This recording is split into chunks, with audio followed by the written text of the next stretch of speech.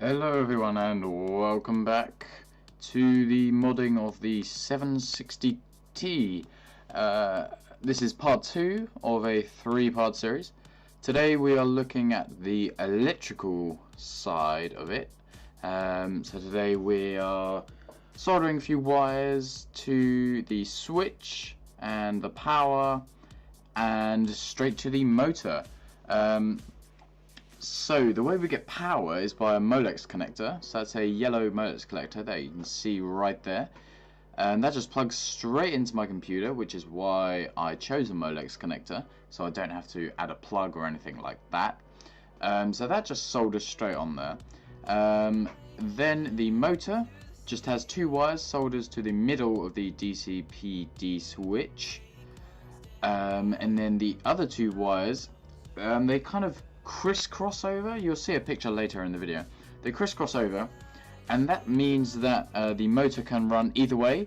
So in my case, the vent can go either up or down, which is useful because if I'm not using it, I'll put the vent down, and if I need a lot of airflow, I'll just push it up a bit more. So yeah, it's very good in my case. You may be wondering how I know all this. Or how I know any of the electrical stuff you can see in the video. I'm following a tutorial online. It's kind of a electrical techie kind of website, but there's basically loads of tutorials on there, and yeah, I just followed that. It's really simple, but yeah, I followed it exactly. If I had any questions, I could just ask in the comments. It would get replied to by other people, so it's basically kind of a forum thing. I will post this in the video description. But yeah, it's a really useful website. It gives loads of diagrams, what wires to put anywhere. I was a bit confused which wires to put anywhere. I really hoped that it would work. I just put random wires. Yeah, I knew basically where it was going, but I didn't know which wire specifically. Was it the red or the black? You know, kind of like the Matrix. Red or black? Yeah, anyone? No. Okay.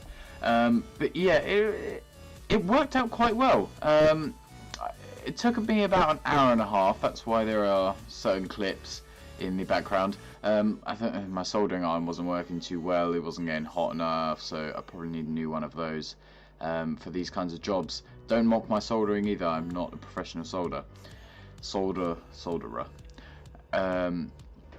So yeah, it kind of took a while as well, especially with the switch. My soldering iron kept melting the plastic, so that wasn't too good either. It was really kind of fiddly, but I'm kind of a patient person, so it wasn't that bad. But I guess for someone else it might have been a bit more tedious. I did get quite a lot of fumes in my face as well, so that probably wasn't too good. But now I'm just going to show you a quick diagram of what I did to the switch. There we go. So the red and the black wire are the ones on the middle. They kind of switch across. That means the motor can go each way.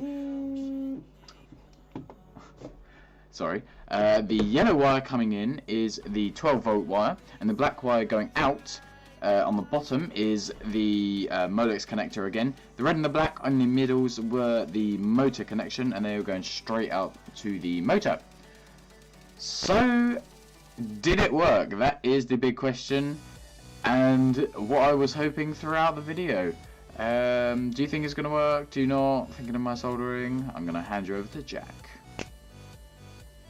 So here we go, everyone. Moment of truth time. After hours of slaving away, I've just jumped my power supply here, green to black.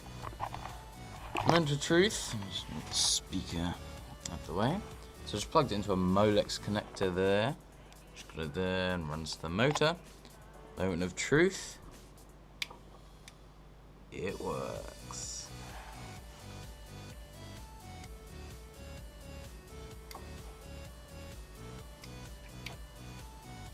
Two different directions, completely working.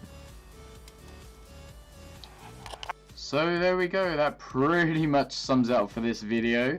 Next video will be mounting this whole thing in my case, and will be the finale, whatever. Thank you very much for watching, have a good day.